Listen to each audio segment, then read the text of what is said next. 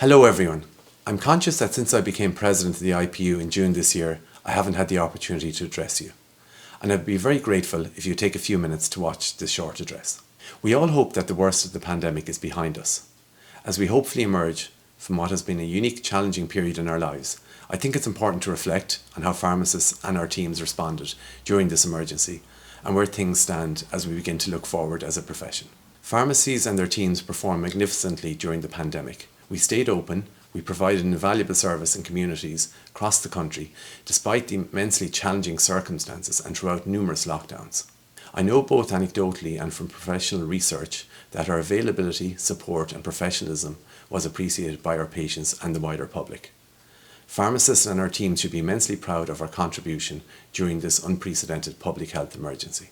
It's certainly no coincidence that the stock of community pharmacy has never been higher.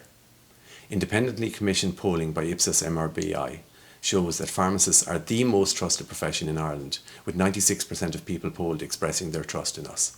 A recent IPU commissioned behaviour and attitude survey of people across the country found that the number of people citing pharmacists as their most important healthcare provider has increased by almost a third since last year. 85% of people see pharmacies as highly accessible and 57% believe that we are increasing in relevance, and certainly there's clear support to expand the range of services that we provide. We've played a highly commendable role in the vaccination programme, despite being kept off the pitch by the powers that be for much of the rollout. I'm glad to say we did not take this lying down, and after much advocating in public and also behind the scenes, we eventually got the go-ahead to vaccinate in mid-June. Since then, we've continually and successfully advocated to be allowed to vaccinate greater numbers of people. We are now approaching 250,000 vaccinations, a magnificent achievement given that short time that we've been involved and the less than ideal circumstances of the vaccination programme itself. We've resoundingly demonstrated the value of community pharmacy and our ability to collaborate and deliver when called upon. Crucially, we'll be arguing for a key role in the upcoming COVID booster and also flu vaccination campaigns. We are taking this positive momentum forward in our approach to delivery of other most important strategic objectives, and these are the commencement of negotiations on a new pharmacy contract, the reversal of FEMPI cuts, and the expansion of pharmacy services. I'm also determined to work constructively with the PCRS to secure a reduction of unnecessary bureaucracy in the community drug schemes. The pharmacy contract itself is a quarter of a century old and simply not fit for purpose. The programme for government and correspondence from the Department of Health both commit to commencing talks with pharmacists on a new contract, and we will continue to push for these talks to start. COVID has absorbed the energies and attention of the state and delayed progress up to now, but we've made it clear to government and the HSE that we need to move forward. The PCC is working hard on a framework and preparation for promised contract talks, and I'll keep you updated on any progress in this regard.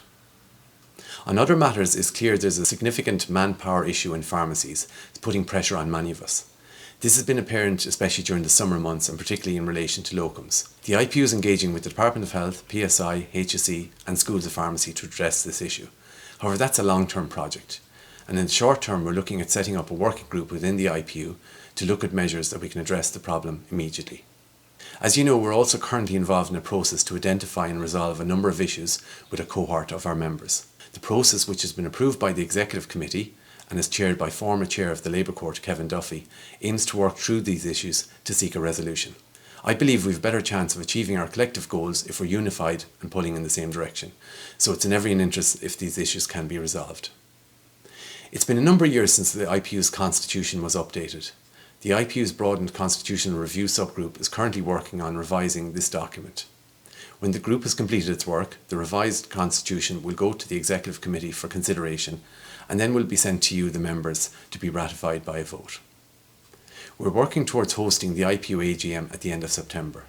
We're also hoping to have our regional meetings in the autumn. As this is an election year, I would strongly encourage anyone who wants to get involved and shape the future of pharmacy to put themselves forward. Personally, I found serving on the committees to be extremely fulfilling, and it's broadened my perspective and understanding of community pharmacy and of the environment in which we work. If you have any issues or concerns in relation to the direction of community pharmacy, I would encourage you to contact the team in Butterfield House, or you can contact me at my email, which is pharmacycloyne@gmail.com.